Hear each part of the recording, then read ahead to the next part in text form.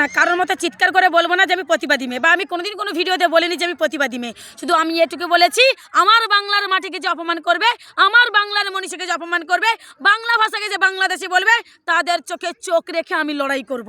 হ্যাঁ, নিজের জীবনকে বাজি রেখে লড়বো আমি।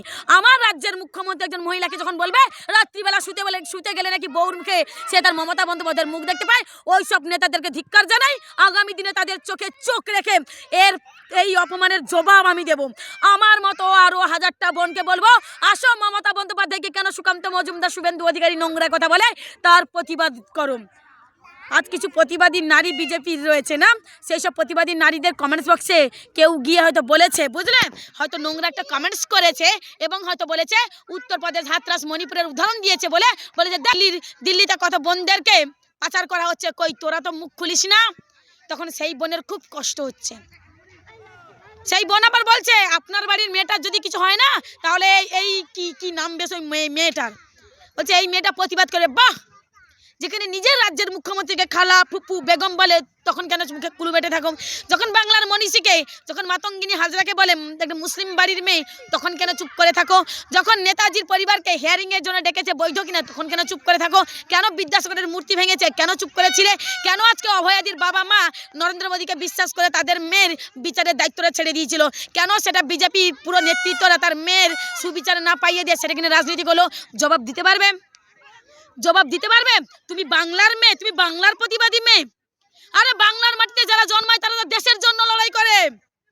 আরে বাংলার মাটিতে যারা জন্মায় আবার বলছে তারা তো দেশের জন্য লড়াই করে। আরে নেতাজি তো বাংলার মাটিতে জন্মে বাংলার কথা না ভেবে তিনি পুরো দেশবাসীর জন্য ভেবেছিল।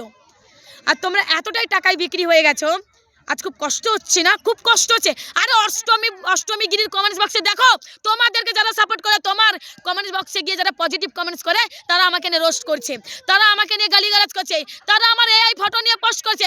তুমি প্রতিবাদী করতে পারবে? তুমি প্রতিবাদ করতে পারবে?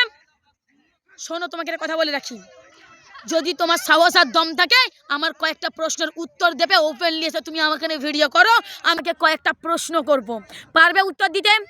কেন নরেন্দ্র মোদী 2014 সালে দিল্লির গদিতে বসার পরে আমাদের 42 জন দেশের সৈনিক বোম বাস্টিং হয়ে মারা গিয়েছিল বলতে হবে? দিতে পারবে? পারবে উত্তর দিতে? কেন আজকে বিজয় মালিয়া, নীরব মোদী, কেন আমাদের গরিবের টাকাগুলো এতগুলো নিয়ে তারা আজকে বিদেশে রয়েছে? উত্তর দিতে পারবে?